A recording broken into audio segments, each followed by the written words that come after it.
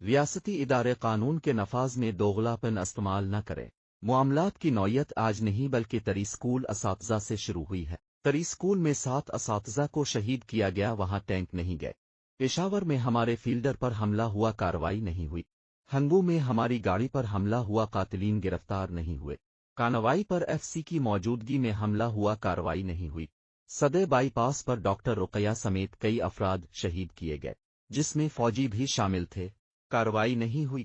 اس کے علاوہ کئی بار گاڑیوں پر پتھراؤ ہوا اور شیشے ٹوٹے، کارروائی نہیں ہوئی۔ آج پیور میں کس بنیاد پر ٹینک لے کر آئے ہو؟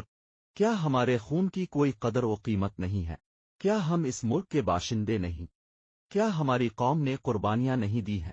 حکومت ہوش کے ناخن لے اور یک طرفہ کارروائی سے باز آ جائے، ورنہ ہم پارا چنار سے لے کر اسلام آباد تک تاریخی احتجاج کریں گے۔ سیکریٹری انجمن حسینیہ عنایت علی توری۔